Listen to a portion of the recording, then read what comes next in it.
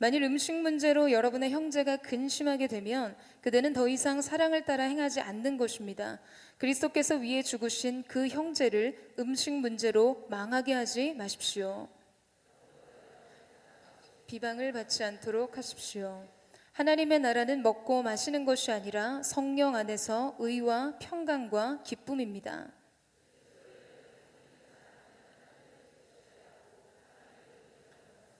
우리 함께 읽겠습니다.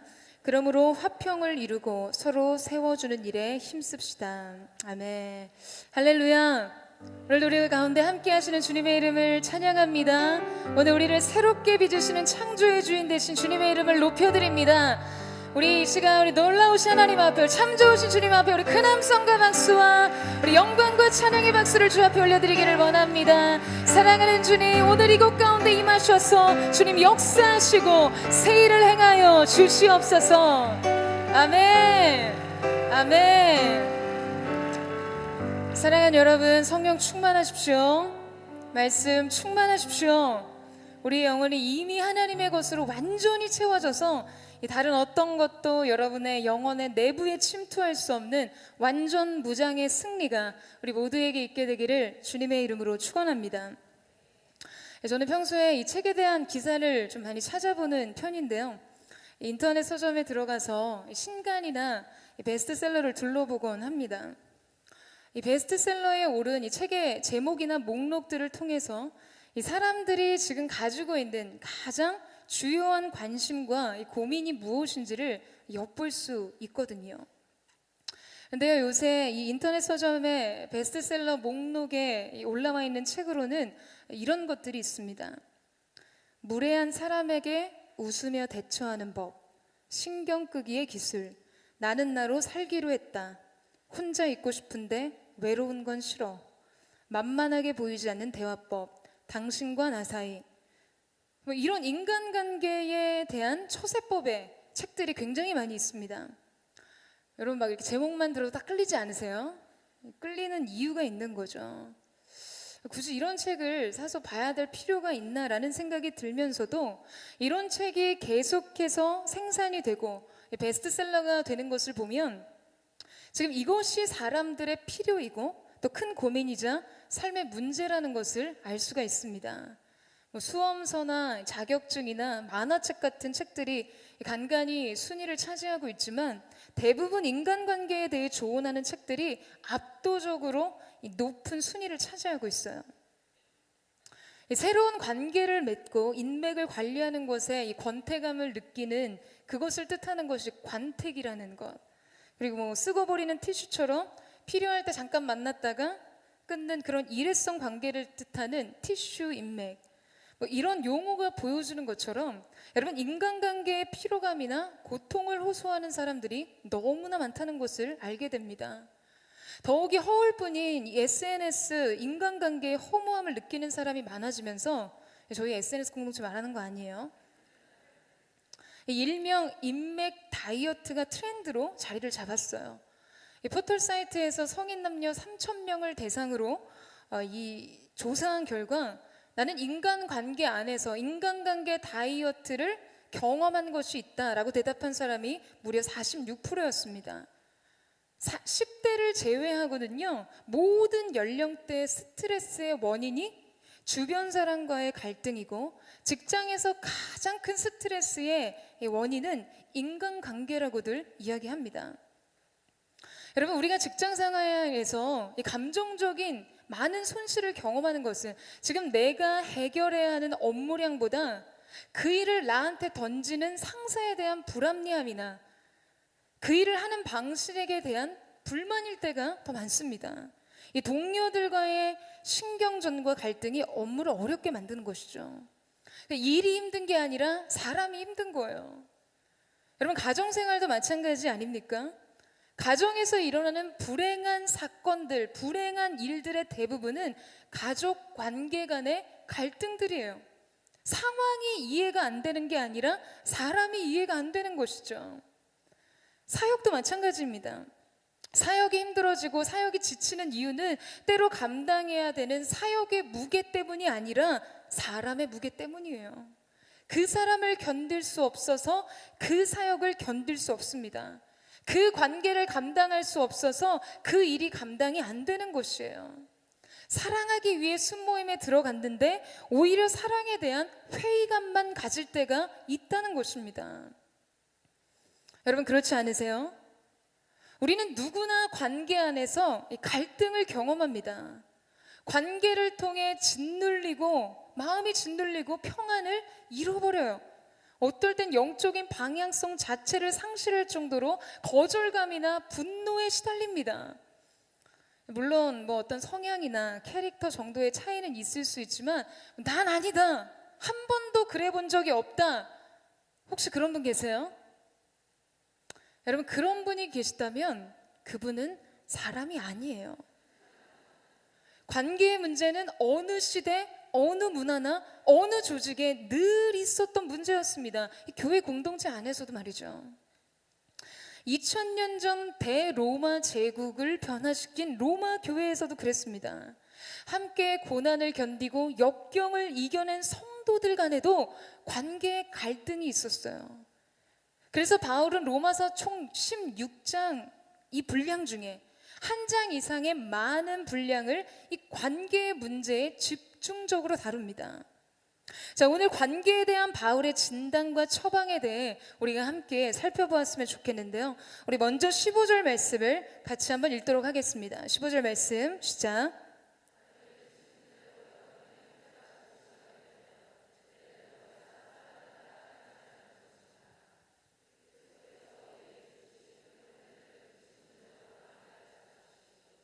오늘 이 말씀을 이해하기 위해서는요, 당시의 배경을 이해할 필요가 있습니다.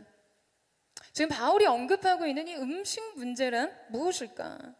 14장의 전체에 흐르는 이 맥락 속에서 믿음이 강한 자와 이 믿음이 약한 자에 대한 이야기가 나옵니다. 마음의 확신이 부족한, 이 믿음의 확신이 부족한 약한 자의 부류를 간단히 세 부류로 정리해서 살펴볼 수 있는데요. 첫 번째는 이교도에서 새롭게 회심한 이 우상 숭배자들이었습니다. 바울이 고린도에서 만났고 고린도전서 8장에서 언급한 사람들의 이야기죠. 이들은 우상 숭배에서 구원을 받았지만 아직 이 믿음이 약해서 우상의 제물로 사용된 후 곳곳에 이 푸죽간에서 팔리는 고기를 먹는 일을 꺼려했어요. 그것을 두려워했습니다. 우상에게 바쳐진 고기를 먹는 것이 지금 그들을 손상시킬 수 있고 더럽게 할 수 있다는 그런 어떤 불안에 의해서 두려웠던 것이죠. 두 번째로는 금욕주의자들입니다. 고대 금욕주의가 널리 퍼져 있다는 것은 우리 고등학교 윤리 시간에도 배웠죠. 헬레니즘 문화에서는 이 금욕주의가 굉장히 성행했었는데요. 금욕주의의 이상과 관행이 지금 로마 교회 안에도 들어와 있다는 것이죠. 그래서 그들은 고기를 먹는 것이나 아니면 이 포도주를 마시는 것을 금하고 있었습니다. 세 번째, 가장 유력한 대상이 유대인 그리스도인들이라는 것이에요. 그들의 연약함은 계속해서 음식에 대한 규정과 그들의 율법에 기록된 음식에 대한 규정과 이 날에 대한 율법의 규정들을 성실하게 준수하고 있었다는 데 있습니다. 이런 음식이라든지 날에 대한 안식이라든지 절기에 대한 이런 규정들은 이방인과 그들을 구별시켜주는 명확한 경계표가 되었기 때문에 그들의 이런 어떤 정체성을 결정지어줬던 이런 신앙의 원칙들로부터 자유하기가 쉽지 않았던 것이죠. 그런데 이 믿음이 강했던 사람들은 하나님께서 주신 모든 것은 다 선하다고 믿었던 거예요. 그 믿음과 확신 때문에 어떤 음식을 먹고 무엇을 마시든 간에 그것에 대한 자유가 있었던 것이죠. 그러니까 지금 믿음 안에서 음식을 자유롭게 먹는 사람들과 지금 그 음식을 두고 두려워하고 망설이는 사람들 사이에서 판단과 갈등의 문제가 있었던 이야기입니다.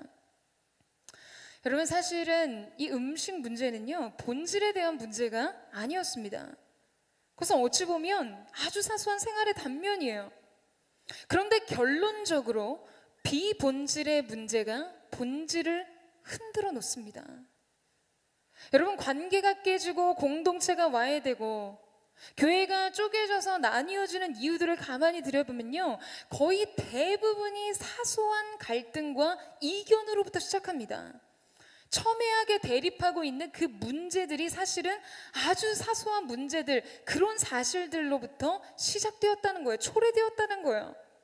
그 사소한 의견의 갈등과 대립 안에서 감정이 상하고 거절감이 쌓이고 갈등이 심화되면서 그 안에서 주고받았던 말 한마디, 싸늘한 시선들로 서로의 마음이 갈리게 되는 것이죠.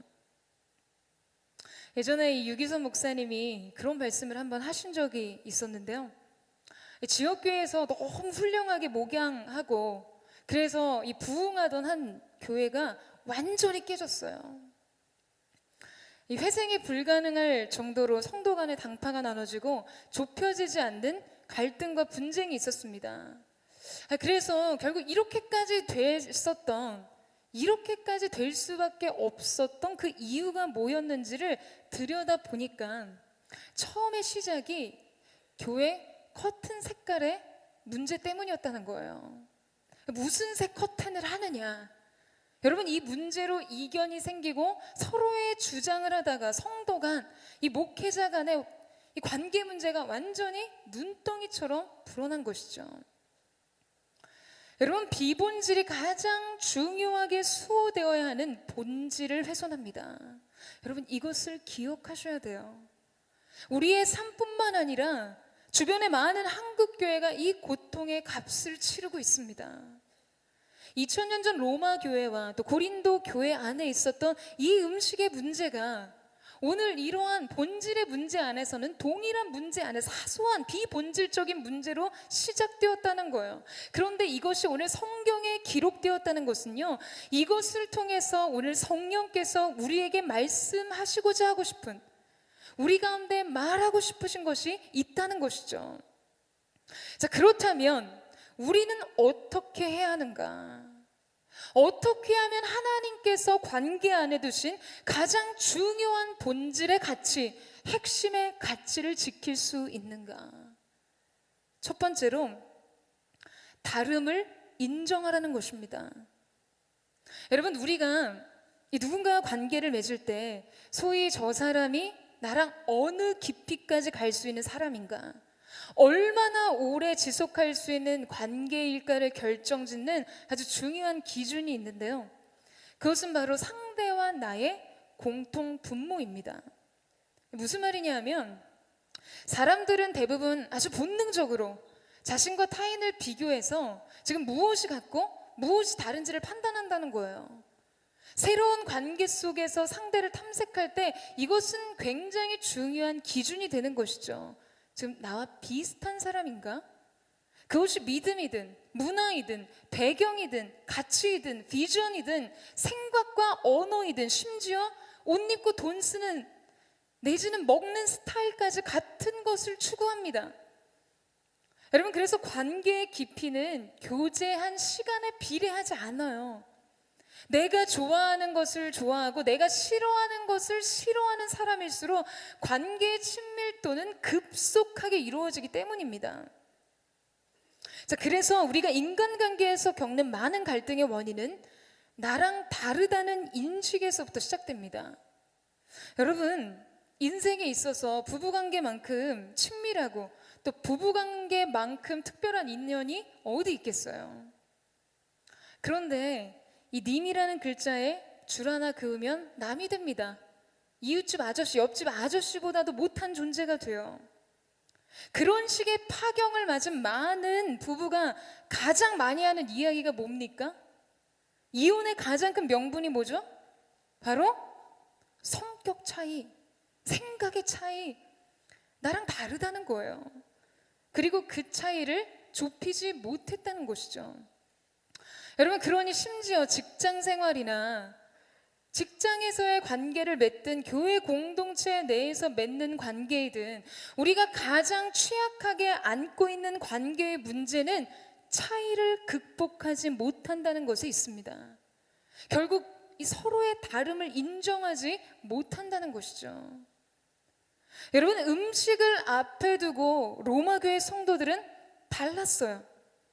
그들의 믿음의 해석이 달랐습니다. 각자의 삶의 방식과 선택이 달랐어요. 그들이 자유를 느끼고 그들이 두려움을 느끼는 요인이 서로 달랐습니다.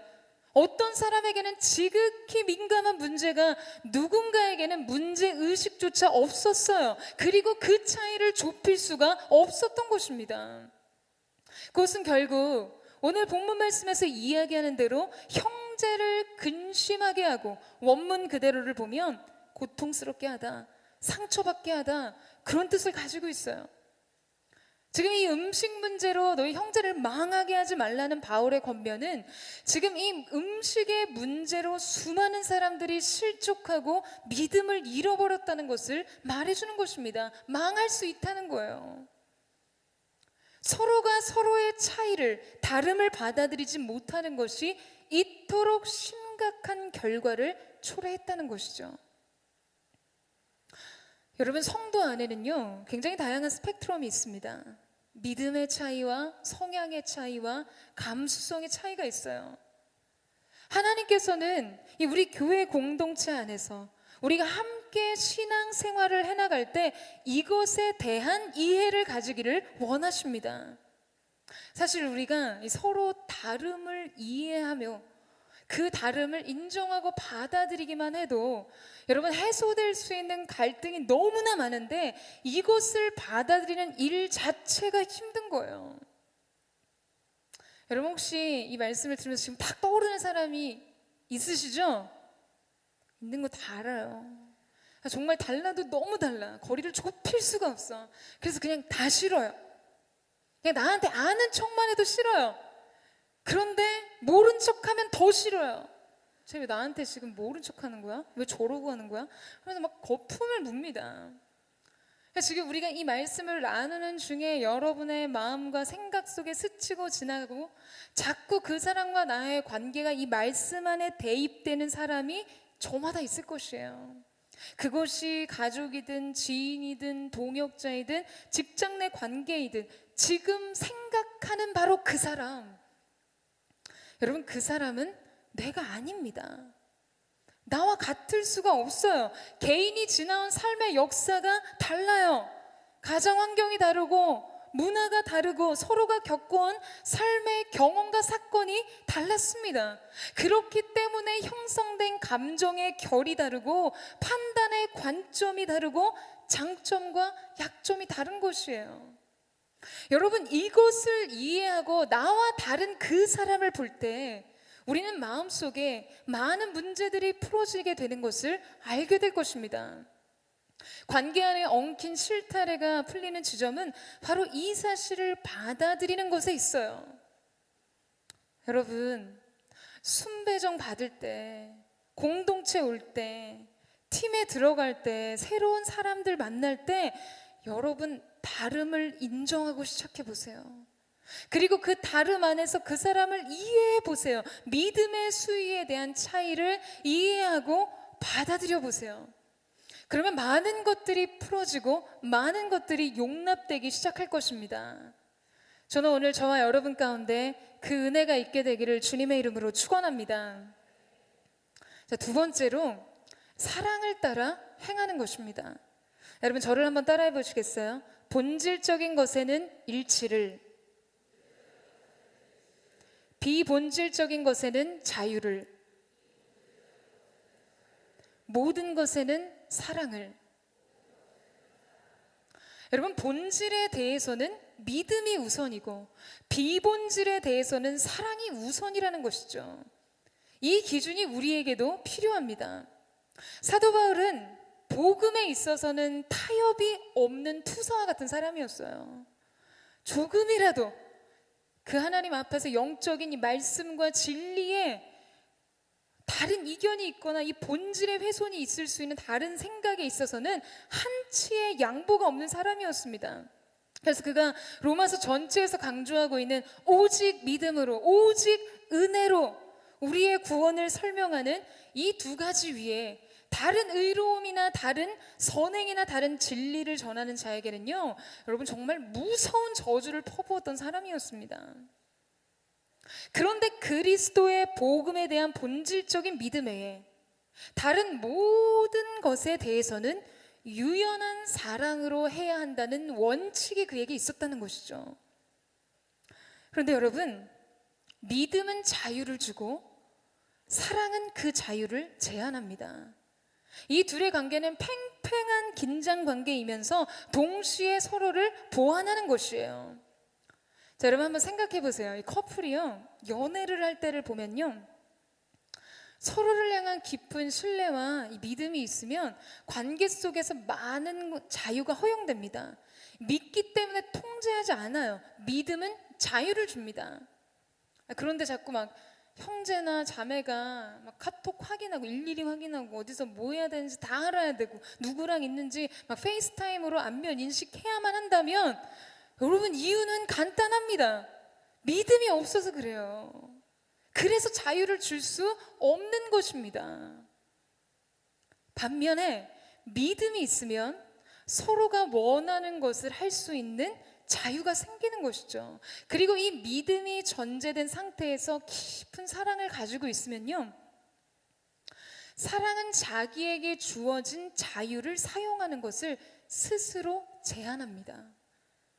내가 할 수 있지만 상대를 위해서 하지 않는 것이에요. 내가 누릴 수 있지만 상대의 평안을 위해서 그 자유를 포기하는 것입니다. 뭐 이것이 잘못된 것이고 막 이게 죄이고 그렇기 때문이 아니라 상대의 유익을 구하는 것이 사랑의 자유인 것이에요. 그러니까 할 수 있는 자유와 하지 않을 수 있는 자유를 가지고 사랑은 나의 유익을 먼저 구하는 것이 아니라는 것입니다. 그것이 사랑의 본성이에요. 사랑의 캐릭터입니다. 당시 로마교회 성도들 중에 이 믿음이 강한 사람들은 자기 믿음이 확신과 허용된 자유 안에서 고기를 먹었어요. 마음껏 먹었습니다. 그런데 지금 그들에게 바울이 뭐라고 이야기하죠? 그대는 더 이상 사랑을 따라 행하지 않은 것입니다. 비록 그 일이 믿음 없음의 문제는 아니지만 사랑의 부족이라는 것이죠. 여러분, 성숙한 자의 믿음의 도리는 사랑입니다. 사랑을 따라 행하는 것이에요. 단순히 고기를 먹는 것에 있어서 비판을 받을 문제는 아니었어요. 개인의 믿음 안에서 정당한 자기 선택이었기 때문에 믿음의 확신이 주는 자유 안에서 그것을 충분히 누릴 수 있었습니다. 하지만 내가 누릴 수 있는 자유를 옳고 그름의 문제가 아니라 사랑으로 인해 제한할 수 있다는 것이에요. 바로 성숙한 사람에게는 더 많은 믿음의 책임이 부과되기 때문입니다. 그것은 사랑이죠. 사랑을 통해서 덕을 세우는 것입니다. 이 시대의 명설교가 찰스 스펄전 목사님이 계세요. 강해 설교의 대가라고 할 수 있고요. 이분 별명이 뭐냐 하면 설교의 황태자, 설교의 왕자, 뭐 이런 별명이 있어요. 야, 얼마나 설교를 잘했길래 황태자가 되셨을까. 막 자료를 보면 음성이 탁월하고, 내용들을 보면 정말 배울 점이 많아요. 영국의 빅토리아 시대 분이었는데요. 이미 20살에 이 런던의 유명한 뉴파크 스트리트 채플의 목회자가 되었고요. 그때부터 이미 엄청난 부흥을 주도하고 이끌었습니다. 그런데 이 찰스 스펄전 목사님은요, 애연가였어요. 담배를 엄청 피웠습니다. 물론 뭐 그 당시 이 담배를 피우는 것에 대한 흡연에 대한 사회적 인식이 지금과는 또 좀 달랐겠죠. 이 순간에 여러분 경계합니다. 야, 목사님도 담배를 피우는데 이런 적용은 정말 최악의 적용이에요, 여러분. 절대 앞으로 뭐 흡연 이런 거 생각하면서 이런 사례를 정당하게 쓰시면 안 되는 거예요. 경계합니다. 차단합니다. 예수님의 보혈로 덮습니다. 근데 이 스펄전 목사님에게는 담배를 피우는 것이 자기와 하나님과의 관계 속에서 아무런 문제가 되지 않았어요. 자기 믿음과 자기 헌신의 거리낌이 하나도 없었어요. 자유가 있었어요. 그런데 어느 날 스펄전 목사님 사택 앞에 있는 마켓에 편말이 하나 붙었습니다. 찰스 스펄전 목사님이 피우는 담배. 이렇게 붙은 거예요. 워낙 시대적인 명설교가고 유명한 분이니까 그분의 인지도에 따라서 그렇게 담배 홍보를 한 거죠. 그러니까 이 홍보 편말을 보고 애연가였던 스펄전 목사님은 그날로 담배를 끊었습니다.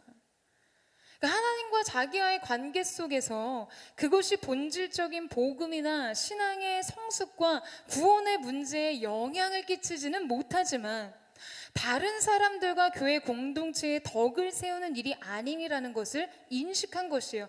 그리고 그것을 깨닫는 즉시 그분은 자신이 할 수 있는 자유를 제한합니다. 제가 작년에 이 비전홀에서 예배가 마치고 뒤에 이 데스크에서 상담을 하고 이 기도를 해주었는데요.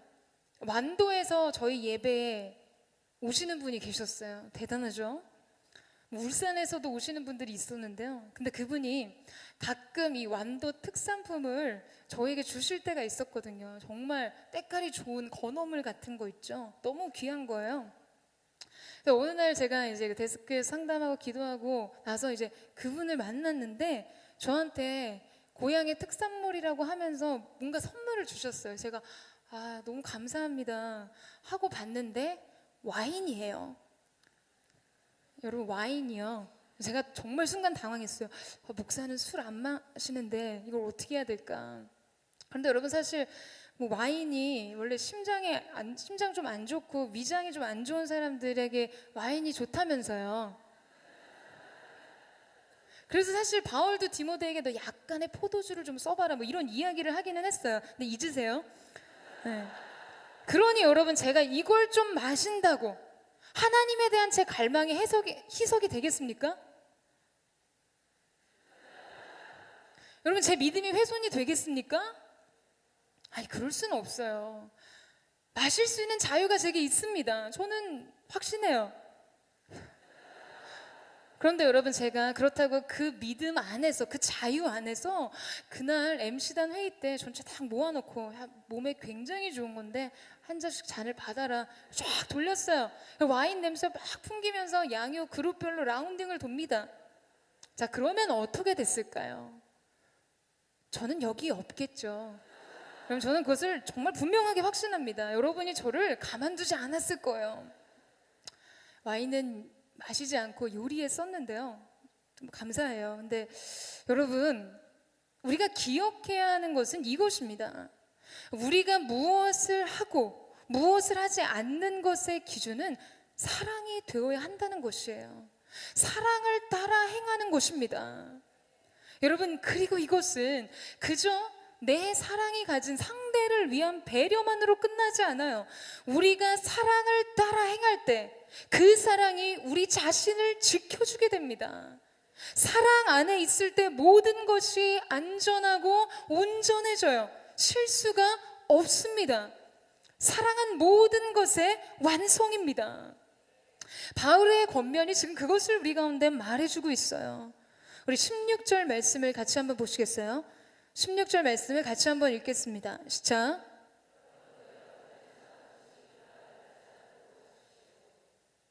자, 여러분, 세 번째, 관계 속에서 하나님 주신 이 관계의 가치 핵심을 어떻게 지킬 것인가. 세 번째, 선 그 자체만큼 선을 이루는 방식이 중요하다는 것입니다.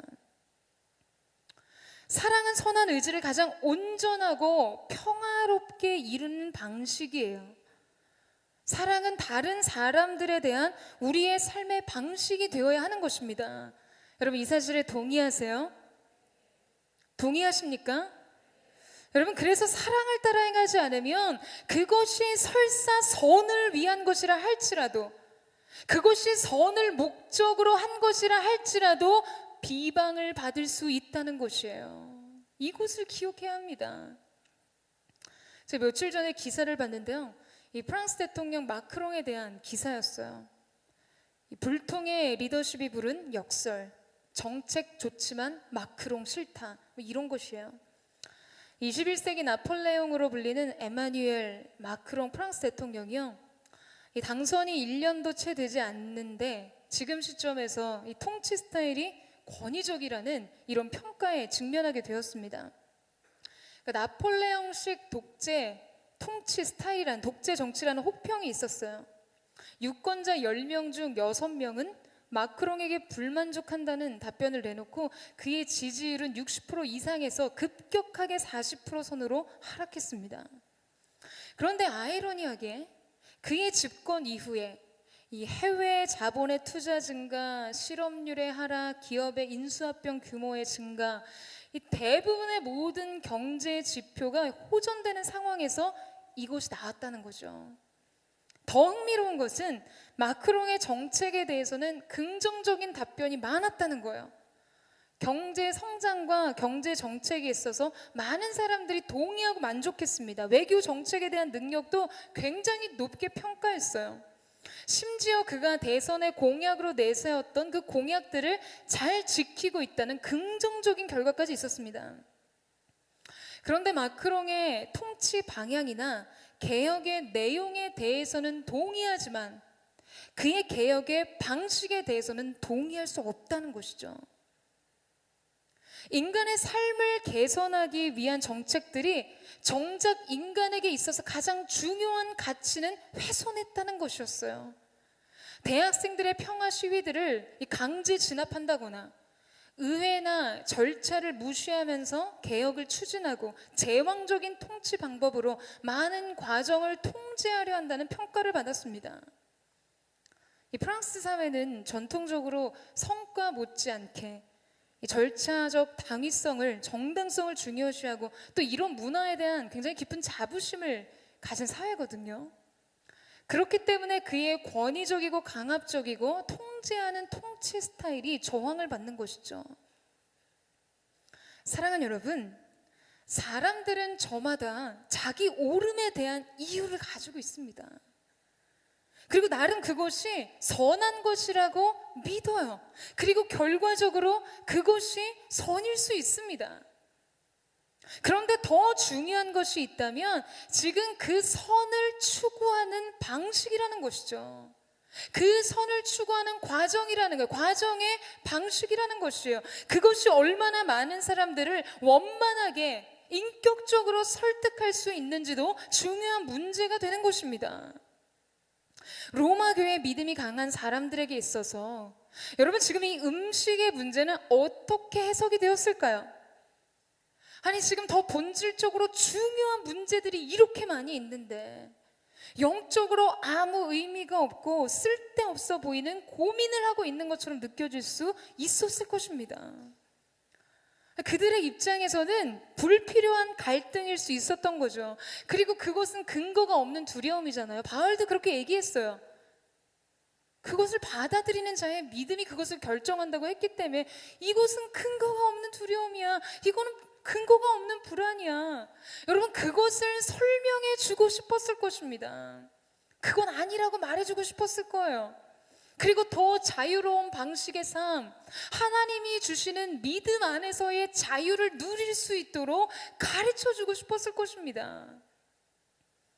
믿음이 약해서, 불안해서, 두려워서 그 고기 한 접을 입에 넣기를 두려워하고 망설이는 그들을 보면서 대다수 믿음이 강한 성도들이 느꼈을 여러분 그런 감정을 한번 생각해 보시라고요. 먼저 그들에게 있었을 시작의 감정은 이런 것이었을 겁니다. 먼저 자기가 옳다고 생각한 것에 대한 확신이에요. 그리고 타인에 대한 판단입니다. 실제로 그것이 맞는 것이었어요. 하나님께서 주신 모든 것은 선한 것입니다. 그래서 두려워할 이유도 없고 망설일 이유도 없습니다. 그러니까 이 확신이 강화될수록 믿음의 강자에게 있어서는 믿음이 연약한 사람들에 대한 업신여기는 감정이 찾아올 수 있습니다. 그러니까 무시하게 되는 거죠. 이것을 명확하고 지배적인 감정으로 스스로 인식하듯 그렇지 않든 간에 여러분 사랑이 없는 오름은 필연적으로 상대에 대해 이런 태도를 취하게 합니다. 이렇게 상대의 믿음의 연약함에 대해서 은연중에 이 업신여기는 마음을 가지게 되면요 자연스럽게 통제의 욕구가 생겨요. 그 사람을 그대로 두고 싶지 않은 거예요. 나는 옳고 그는 틀렸어요. 내게는 확신이 있고 그는 확신이 부족해요. 그러면 사람들은 자신이 원하는 모습으로 그 사람을 통제하려고 합니다. 바꿔가려고 합니다. 내가 옳다고 느끼는 믿음의 당위성을 강조하고 그것을 인정하고 받아들이도록 만들려고 한다는 것이에요. 여러분, 그런데 대부분요, 이 생각이 잘못됐다고 생각하기 어렵습니다. 왜냐하면 너무나 확실한 명분이 있기 때문이에요. 네가 진짜 믿음이 있다면 그럴 수 있어야 하니까, 이게 지금 맞는 거니까 내가 그렇게 하는 게 맞다는 거예요. 나는 너를 다만 도와주려고 하는 것뿐이라는 거죠. 이게 나의 진심이라는 거예요. 그런데 지금 그렇게 했는데 오늘 본문 말씀처럼 형제가 근심하게 됩니다. 막 상처받았다고 말해요. 마음이 상했다고 말해요. 그러면 믿음의 강자도 억울한 마음에 휩싸입니다. 여러분, 우리가 그렇잖아요. 우리 마음의 진정성이 오해를 받을 때 여러분, 우리가 가장 많은 상처를 받지 않습니까? 가장 마음이 상하지 않으세요? 난 정말 진심이었는데, 정말 선한 방향을 위해서, 난 너를 위해서 그런 건데, 이 내가 품은 마음의 진정성이 오해를 받거나 제대로 전달되지 않으면 사람은 상처를 받습니다. 나는 다 너를 위해서 그런 거야. 그리고 지금 내가 하는 말 다 맞잖아. 문제는 너지. 내가 한 말이 아니라는 거예요. 나한테 문제가 있었던 것이 아니라는 거예요. 사랑하는 여러분, 이게 이성적으로 생각하면 다 맞는 말이에요. 맞습니다. 다 맞아요. 그러나 오늘 사도 바울이 너의 선이 비방을 받지 않도록 하라는 이 바울의 권면 속에서, 만약 여러분이 사랑을 놓치고 있었다면 그것은 전부를 놓친 것입니다. 사랑이 아니면 아무것도 아니기 때문이에요. 여러분, 바로 이것을 점검하셔야 합니다. 사랑장이라고 불리는 고린도전서 13장 1절에서 3절까지의 말씀을 보면, 내가 만일 사람의 언어와 천사들의 말을 한다 할지라도 내게 사랑이 없으면 울리는 징과 소리나는 꽹과리와 같을 뿐입니다. 내가 만일 예언하는 은사를 가지고 있고 모든 비밀과 모든 지식을 알고 또 산을 옮길 만한 믿음을 가지고 있다 할지라도 내게 사랑이 없으면 나는 아무것도 아닙니다. 내가 만일 내가 가진 모든 것으로 남을 돕고 또 내 몸을 불사르게 내줄지라도 내게 사랑이 없으면 나는 아무 소용이 없습니다. 여러분, 얼마나 대단합니까? 산을 옮길 만한 믿음이에요. 엄청난 믿음입니다. 예언을 하고 모든 비밀을 말할 수 있는 지식의 은사가 그에게 있었어요. 심지어 자신의 모든 전부를 내어주고 그 사람을 위해 불사르듯 자신을 내어준다 할지라도, 여러분, 그렇게 헌신했다는 거예요. 그렇게 섬겼다는 거예요. 여러분, 이것은 선이 아닙니까? 이것은 믿음 아닙니까? 여러분, 이것은 영적인 것 아닙니까? 그러나 사랑이 아니면 이 모든 전부가 하나님 앞에서 선이 될 수 없습니다. 여러분, 이 사실을 믿으세요? 여러분, 이 사실을 인정하십니까? 근데 여러분, 우리가 이런 사실을 지금 동의하고 고개를 끄덕이면서 인정을 해도 이 사람의 마음과 감정이라는 것이 관계 속에서 그렇게 쉽게 풀어지지가 않습니다. 서로 관계 속에 쌓이는 감정이라는 게 있어요. 내 안에 아직도 기억나는, 기억에 남는 그 말, 그 시선, 그 느낌, 이런 경험들이 우리의 자유와 평안을 방해합니다. 믿음의 강자나 약자나 지금 이렇게 쓰디쓴 감정의 억울함과 분노, 거절감과 상한 마음과 이해받고 싶은 마음과 자신을 설명하고 싶은 마음을, 그럼 우리가 이 말씀 앞에서 어떻게 지켜낼 수 있는가? 관계를 통해 손상된 평안과 계속해서 방해를 받는 믿음의 시선을 어떻게 회복할 수 있을까요? 사랑하는 여러분, 그것은 바로 그리스도께서 그 사람을 위해 죽으셨다는 사실을 기억하는 것입니다. 다른 것이 아닌 바로 이 사실을 기억하는 것이에요. 그래서 성도를 향한 시선에는 언제나 이것이 전제되어 있어야 합니다. 그래서 타인을 대할 때 늘 그 가치를 떠올려야 하는 것이에요. 그 가치를 인정하는 마음으로 성도를 대하고 성도를 섬기는 것입니다. 우리가 이것을 인정하고 싶지 않아요. 예수님이 저 사람을 죄를 위해 죽었다는 사실, 예수님이 죄를 사랑한다는 사실, 죄를 용납하시고 저의 인생 가운데 계획과 은혜가 있다는 사실을 인정하고 싶지 않다면 우리는 바울의 이야기대로 충분히 예수 그리스도의 죽음의 가치를 훼손할 수 있다는 것입니다. 여러분, 이것이 얼마나 두려운 일일까요? 여러분, 우리가 받은 은혜가 무엇입니까? 정죄받지 않는 은혜예요. 우리의 행위대로 판단받고 심판받지 않는 은혜입니다. 우리는 예수의 피 외에 다른 것으로 판단받지 않는 은혜를 누렸어요. 그리고 여전히 그 은혜를 누리고 있고 누리게 될 것입니다. 그런데 왜 우리는 타인에 대해 정죄하고 판단하고 비난하는가? 여러분이 누군가를 마음으로 손가락질할 때 남은 세 손가락은 그 방향이 자신을 가리키고 있음을 기억하셔야 합니다. 하나님이 그 세 손가락으로 우리 자신을 보게 하시는 거예요. 우리가 정죄받지 않고 판단받지 않고 여러분 용서받은 그 일들을 기억해야 합니다. 하나님 앞에 있는 우리 자신의 모습을 기억해야 하는 것이에요. 사랑하는 여러분, 그래서 우리는 지금 나와 그 사람 사이에 예수님을 개입시켜야 합니다. 그분의 십자가를 세워야 하는 것이에요. 그 십자가를 통해 그 사람을 봐야 하는 것입니다. 그리고 그 십자가 안에서 나의 분노를 해석하고 나의 거절감과 상한 마음을 들여다볼 수 있어야 한다는 것이에요. 저는 오늘 저와 여러분 가운데 그 은혜가 있게 되기를 주님의 이름으로 축원합니다. 예수님께서 내게 행하신 일들로 인해 관계를 포용할 수 있어야 합니다. 내가 받은 용서, 내가 받은 믿음, 내가 받은 이해, 내가 받은 그 따뜻한 온기와 애정과 긍휼 어린 그 시선, 그것들 안에서 그 관계에 대한 나의 태도가 결정되어야 한다는 것이에요. 여러분이 가족관계 안에서든 직장 모든 내의 관계 안에서든 이 사랑의 사역과 공동체 내의 성도 간의 관계 속에서든 여러분 바로 이 관점으로 우리가 서로를 향한 태도를 결정할 수 있어야 합니다. 그때 우리는 서로를 용납하게 되고 사랑하게 될 것입니다. 그 질서 안에서 그 관계 안에 틈타는 여러 가지 방해들을 차단할 수 있을 것이에요. 우리가 사랑 안에 거할 때 여러분 우리의 선은 더 온전해지는 것입니다. 저는 오늘 저와 여러분 가운데 그 은혜가 있게 되기를 주님의 이름으로 축원합니다. 예수님의 십자가를 여러분 가족 관계 안에 세우세요.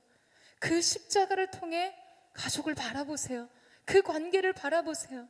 내가 용납됐고 나를 용서하시고 나를 받아 안으신 그 사랑으로 서로를 받게 되는 그 놀라운 사랑의 품이 저와 여러분 가운데 있게 되기를 주님의 이름으로 축원합니다. 자, 마지막으로 17절에서 19절 말씀인데요, 우리 함께 한번 읽도록 하겠습니다. 시작.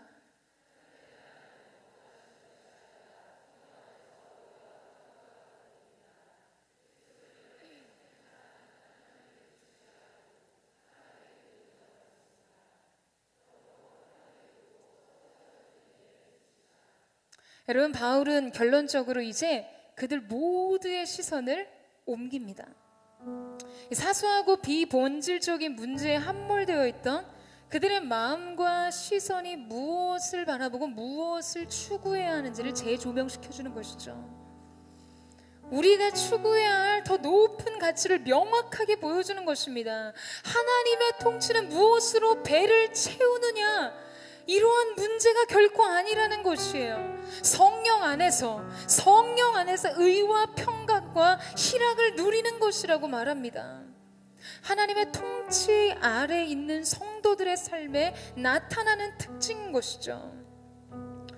사랑하는 여러분, 자신 속에 하나님의 나라가 이루어진 사람은 성령 안에서 하나님과 관계를 맺고 그 안에서 평강과 희락을 누리는 사람들입니다. 여러분, 이 사실을 믿으세요? 지금 우리가 어떠한 행위를, 무엇을 하는가, 무엇을 하지 않는가, 여러분, 그 행위의 문제로 우리가 어떠한 사람인가가 증명되지 않고 설명되지 않고, 바로 우리가 누리고 있는 하나님과의 관계 속에서의 열매들이 우리 안에 하나님의 나라를 설명한다는 것입니다. 우리 안에 하나님의 나라를 증명해주고 있다는 것이에요. 성령 안에 있는가? 의와 평강과 기쁨, 그 희락이 우리 안에 있는가? 사랑하는 여러분, 여러분에게 질문합니다. 여러분, 하나님과 사람들과의 관계 속에서 연합을 이루고 계세요? 하나님께서는 이것을 우리의 의로 보셨습니다. 모든 것이 조화와 질서 속에 제자리를 찾아가는 것, 하나님과 우리의 관계와 내 이웃을 내 몸과 같이 사랑하시라 말씀하신 그 관계 속의 조화와 질서를 회복하는 것이죠.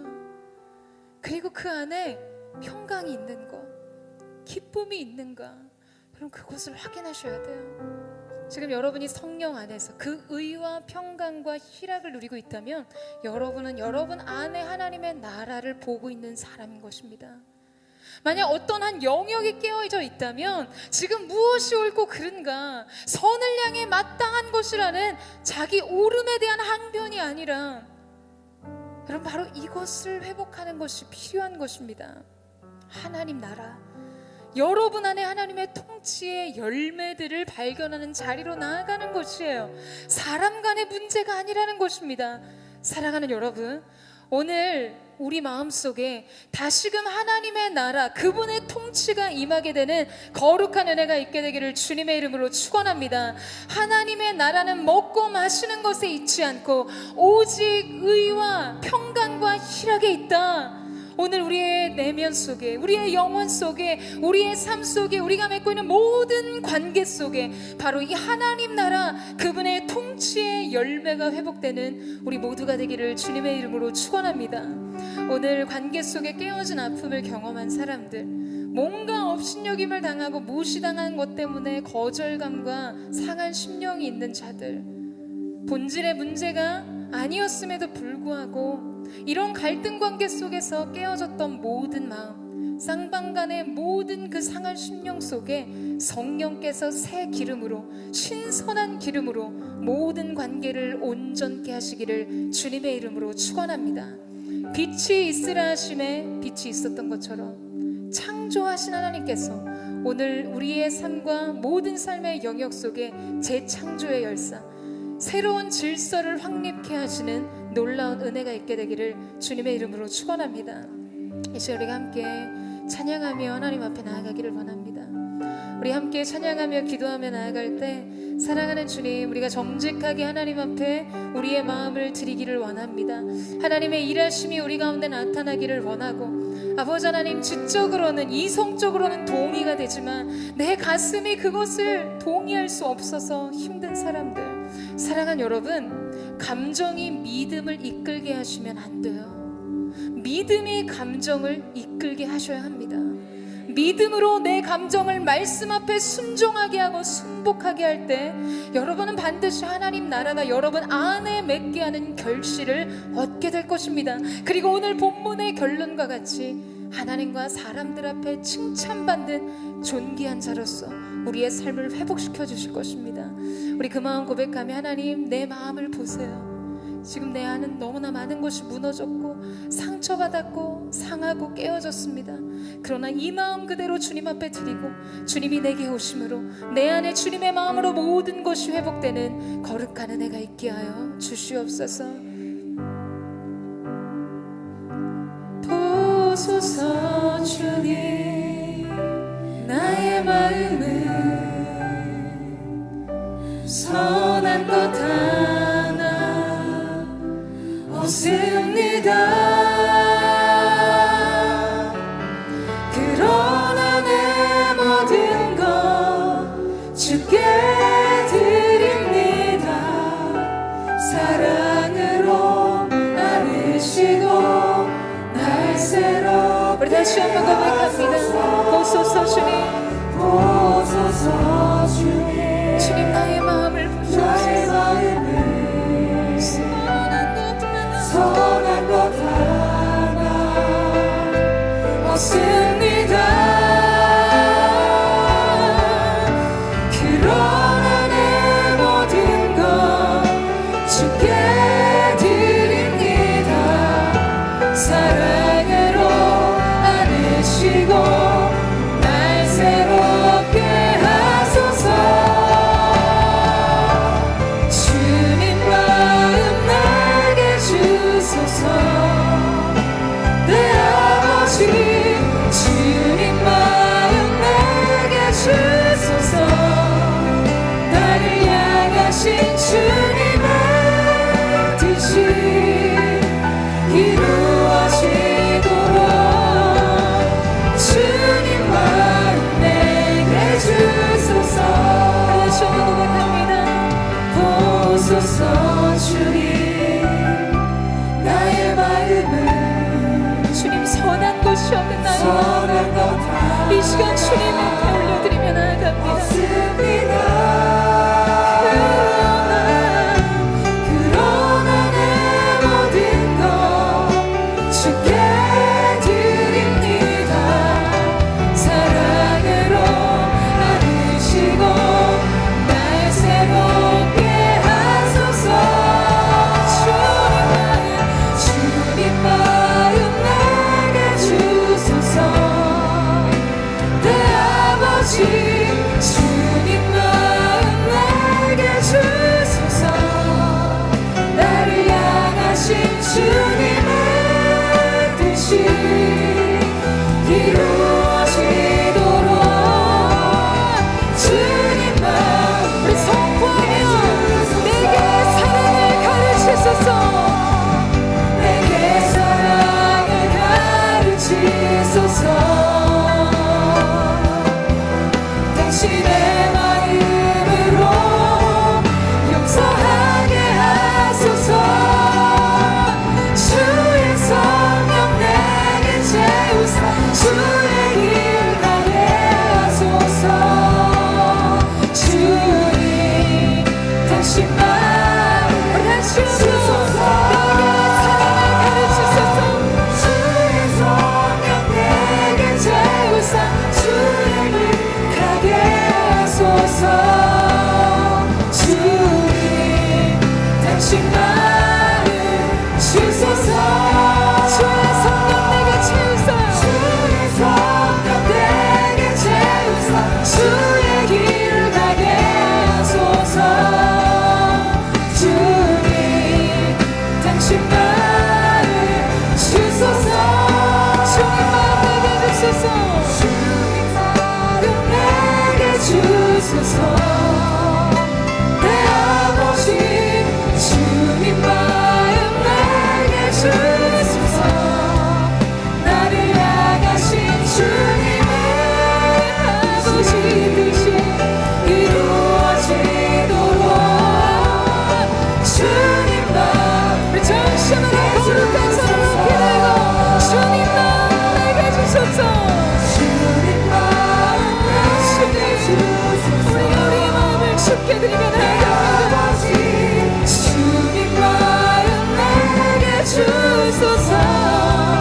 나를 향하신 주님의 아버지 뜻이 이루어지도록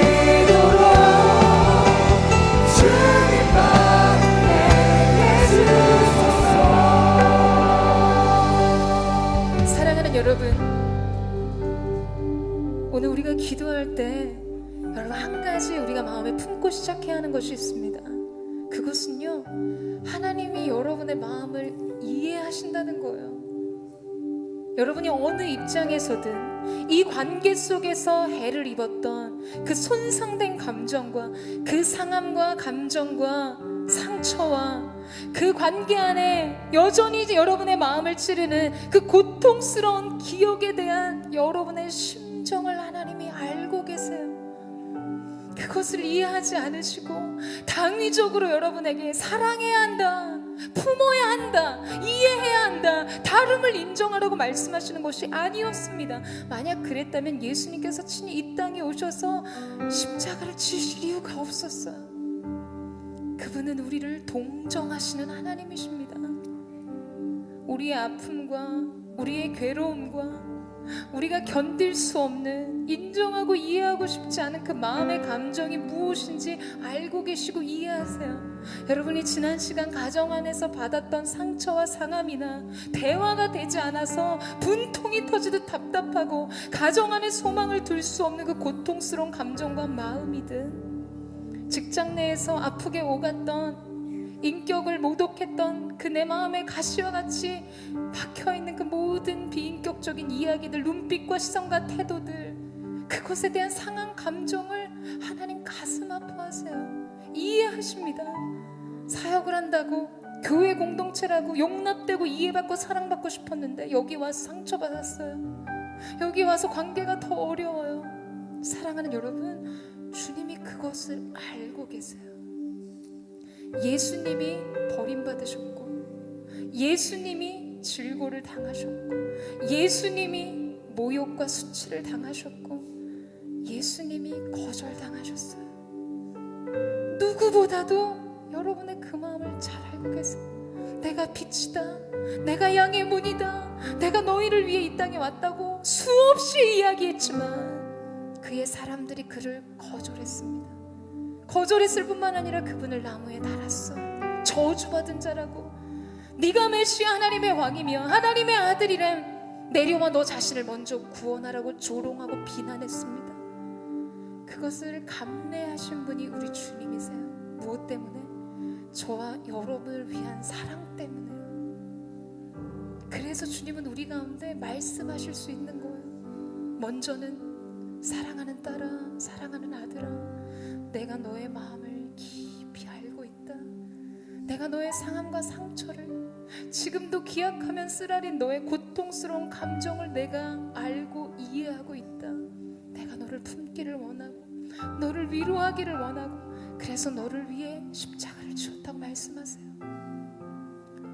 그러나 우리 주님이 우리 가운데 기대하게 원하시는 것은요, 여러분, 우리의 삶이 이해받는 삶의 수준에 머물기를 원치 않으십니다. 난 너의 모든 것을 이해하고 공감하고 동정하지만 사랑하는 딸아, 사랑하는 아들아, 이해받는 삶의 수준의 자리에 있지 말라고 하시는 거예요. 영광을 향해 가라고 말씀하십니다. 영광을 향해 가라고 말씀하시는 거예요. 더 궁극의 목적이 내 앞에 있는데 네가 이 자리에서 멈추지 마라. 그 수준에서 너의 믿음의 경주를 멈추지 말라고 하십니다. 더 큰 대의를 향해 달려가라고 말씀하세요. 너에게 상이 주어져 있다고 주님 말씀하십니다. 사랑하는 여러분, 이 시간 우리가 함께 기도할 때 먼저는 우리가 우리 자신을 향한 하나님의 이 사랑의 위로를 깊이 받아하는 시간이 있기를 원합니다. 그래, 네 말이 맞았어.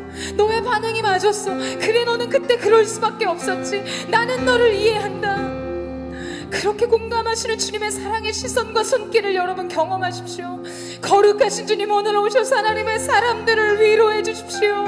이들의 마음을 싸매어 주십시오.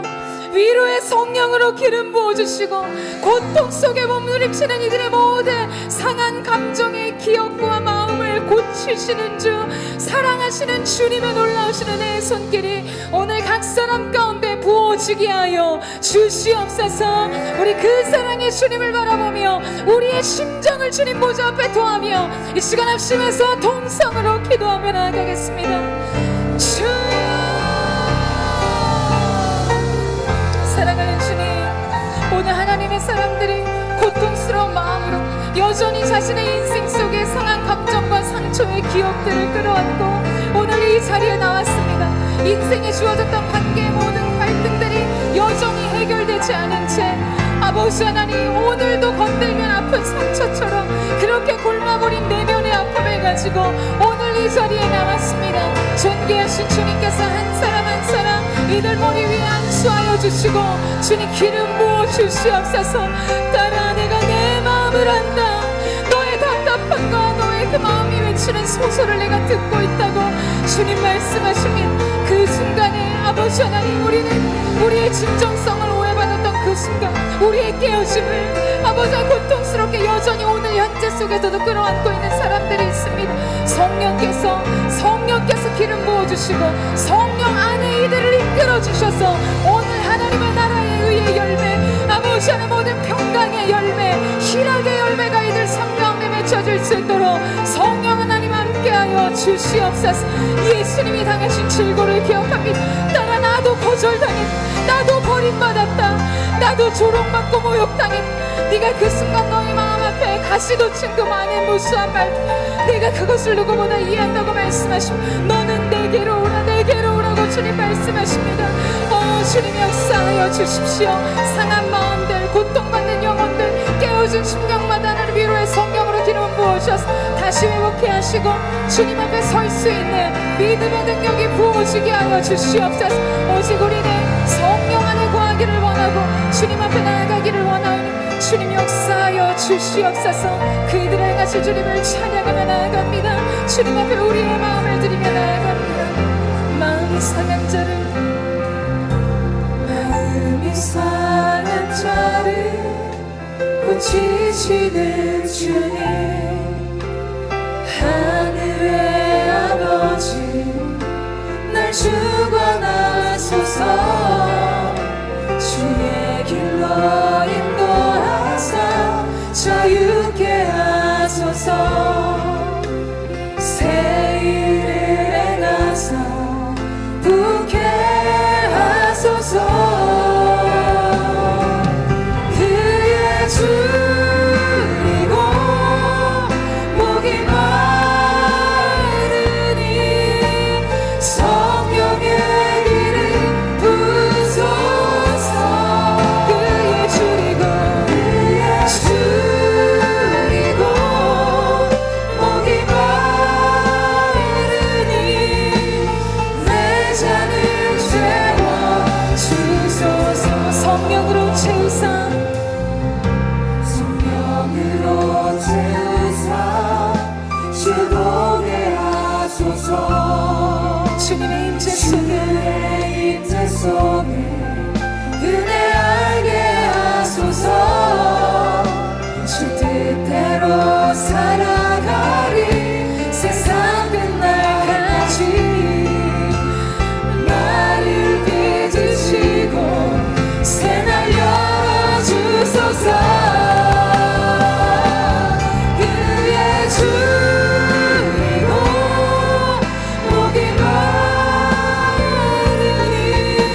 성령의 길을 부소서.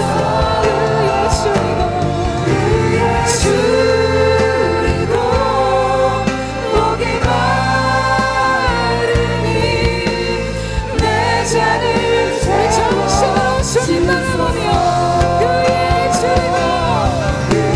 줄이고 목이 마르니 성령의 길을 부소서.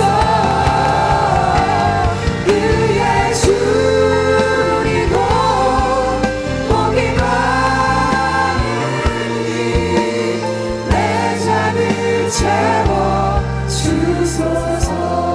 사랑하는 여러분, 오늘 여러분이 새로운 관계 속을 향해 걸어가기 위해서 하나님은 먼저 여러분을 회복하십니다. 여러분 안에 새 영으로 기름 부어주세요. 치유의 기름을 발라주십니다. 깨어진 마음을 새롭게 회복시켜주세요. 그래야만 흘려보낼 수 있기 때문입니다. 내 이웃을 내 몸과 같이 사랑하라, 왜 그렇게 말씀하셨을까요? 먼저 우리가 깨어진 우리 자신을 사랑하지 않고 건강하지 않는 사랑으로 다른 이웃을, 다른 타인을 사랑하는 것은 오히려 더 큰 불행을 부를 뿐입니다. 먼저 우리를 고치시는 거예요. 먼저 우리를 온전케 하시는 것입니다. 사랑하는 주님 감사합니다. 오늘 하나님의 사람들 가운데 주님 주시는 놀라운 사랑과 그 긍휼과 자비가 흘러가게 하시니 감사합니다. 누구도 부인할 수 없고 저항할 수 없는 그 하나님의 놀라운 사랑의 강물 가운데 들어가게 하여 주시옵소서. 이들의 인생을 관통하여 흐르게 하시는 하나님의 놀라운 사랑의 강물을 경험하게 하여 주시옵소서. 위로부터 부으시는 햇세드의 사랑이 오늘 하나님 앞에 열린 마음으로 주의 임재를 구하는 모든 심령마다 부어지게 하여 주시옵소서. 용서할 수 없고 용납할 수 없었던 아버지 안에 모든 깨어진 관계마다 주님의 사랑의 능력이 부어지게 하여 주시옵소서. 사랑하는 여러분, 우리가 이 시간 이 기도를 드릴 때 다 같이 그 자리에 일어나서 기도하기를 원합니다. 우리가 주 앞에 서는 이것은 우리가 하나님 앞에 우리의 믿음으로 반응하겠다는 결단을 상징하는 것이라고 믿습니다.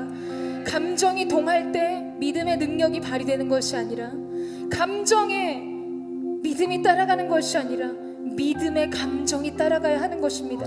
오늘 내 마음이 무엇을 느끼든 어떠한 불편함이 있든 믿음으로 말씀에 순종하면 말씀의 결실이 여러분 안에 있을 줄로 믿습니다. 용서할 수 없는 분노와 거절감은 떠나갈지어다. 주 예수 그리스도 보혈의 능력으로 깨어진 모든 심령 가운데 새 영으로 기름 부어 주시옵소서. 용서하겠습니다 주님, 사랑하겠습니다 주님, 존중하겠습니다 주님. 주님이 나를 받으셨듯 나도 그렇게 받겠습니다. 오늘 그 마음 고백하기를 원하는 분들, 우리 전심으로 주여 한번 부르짖고 우리 합심하여 동성으로 기도하겠습니다. 주여, 할렐루야. 주님, 오늘 모든 관계 속에 주님 주시는 자유가 있음을 선포합니다. 매였던 마음, 억울하게 하나님 매여 있었던 모든 상한 감정과 평안을 잃어버렸던 마음 속에 이 시간 하늘의 평강과 희락과 화평회가 흘러가게 하여 주시고, 오늘 믿음으로 주 앞에 그렇게 반응하는 하나님의 삶 속에 모든 것이 회복되는 거룩한 은혜가 있을 수 있도록 성령 하나님 함께하여 주시옵소서. 가정 안에 하나님의 나라가 임하게 하시고, 교회 공동체 안에 하나님의 하신 일들이 드러나게 하시고, 모든 사역과 직장의 관계 속에 하나님의 나라로 임하게 하여 주시옵소서. 그래서 아버지 하나님, 우리로 하여금 우리를 통해 하나님께서 하시는 그 일들을 보기를 원하고 화평케 하시는 주님, 그 화평의 덕을 세울 때 하나님의 나라가 우리 가운데 있음을 믿사오니 주여 역사하여 주시옵소서. 기름 부어 주시옵소서.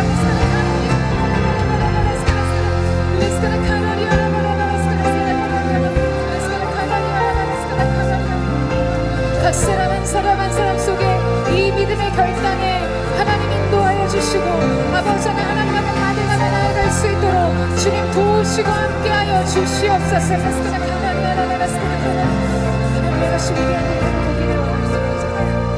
우리 마지막으로 한 번 더 기도하며 나아갈 때, 사랑하는 여러분, 우리가 덕을 세우는 일에 힘쓸 때 믿음은 나에게 자유를 주지만 사랑은 그 자유를 제한하는 법입니다.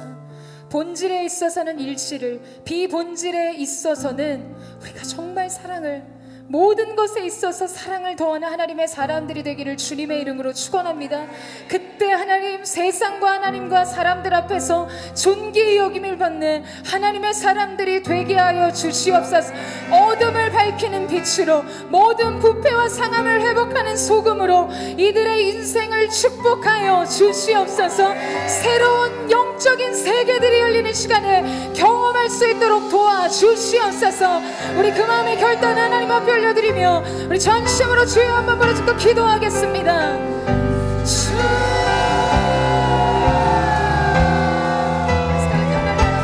주님, 오늘의 믿음의 결단 속에 주님 기름 부어주셔서 하나님의 행하신 일들이 나타날 수 있도록 주님 함께하여 주시옵소서. 각 사람 가운데 하나님과 연합하는 은혜가 있을 수 있도록 도와주시고, 관계마다 새롭고 하나님의 자비와 은총이 모든 영역 속에 나타나는 귀한 은혜가 있을 수 있도록 주님 함께하여 주시옵소서.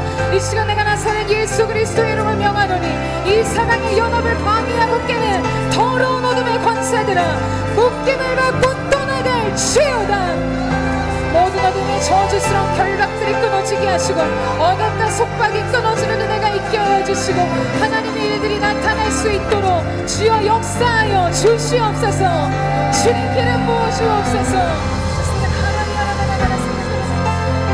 주님 역사하여 주십시오. 하나님의 행하시는 일들이 나타날 수 있도록 도와주십시오. 한 사람 한 사람 속에 새로운 문들이 열려질 수 있도록 도와주시고, 하나님의 일하심이 나타나는 귀한 은혜가 있을 수 있도록 성령 하나님 우리 가운데 주님의 일을 이루어 주시고 하나님의 일들을 나타내 보여 주시옵소서.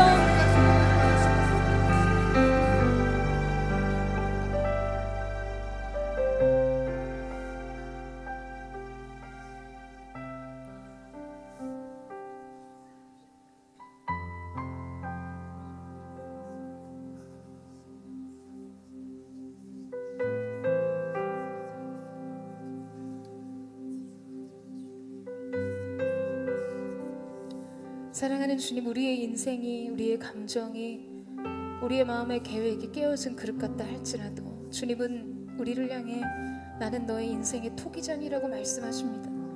내 마음이 깨어지고 감정이 깨어지고 너의 생각에 혼돈이 찾아오고 인생의 질서를 잃어버렸을 때 깨어진 그릇이라 할지라도 내 손에서 다시 빚어지면 된다고 주님 말씀해 주셔서 감사합니다. 오늘 하나님의 사람들 속에 주님 손 안에 있는 평강이 있게 해주십시오. 나는 부족하지만 주님 앞에 의탁할 때 주님이 그것을 이루어 가시는 것을 경험할 수 있도록 도와주십시오. 아버지 하나님, 한 사람 한 사람 머리 위에 이 시간 성령께서 기름 부어주시고 안수하여 주셔서 오늘 이들 마음에 품었던 결정이 주님 앞에 드려지게 하시고 매일의 삶의 순간순간 속에 이 믿음의 싸움의 승리를 보는 하나님의 사람들이 될 수 있도록 역사하여 주시옵소서. 하나님 앞에 이 물질을 드립니다. 이 물질이 쓰임받는 모든 곳에 하나님의 나라가 확장되게 하여 주시고 하나님의 의와 하나님의 평강과 주님의 희락이 우리의 삶의 열매로 나타나는 하나님의 통치 아래 있는 하나님의 사람들로 아버지 하나님 살게 하여 주시고 하나님, 그 놀라운 하나님의 나라가 특별히 민족과 열방 가운데 선전되어지는 아름다운 은혜가 있게 하여 주시옵소서. 이제는 우리 구주 예수 그리스도의 은혜와 우리 하나님 아버지의 무한 극진하신 사랑하심과 성령의 감화 감동 교통케 하시는 역사가 오늘 주님 앞에 모든 관계에 깨어진 아픔과 상처를 주님 앞에 드리고 이제 겸손히 서로를 존중하며 사랑을 따라 행할 때 정말 하나님께서 말씀하신 칭찬받는 그리스도의 편지요 향기로 자신의 인생을 드리고자 결단한 사랑하는 SNS 공동체 믿음의 청년들, 이들의 신령과 가정과 손의 수고 위에 이제로부터 영원토록 함께 하시기를 간절히 축원하옵나이다. 아멘.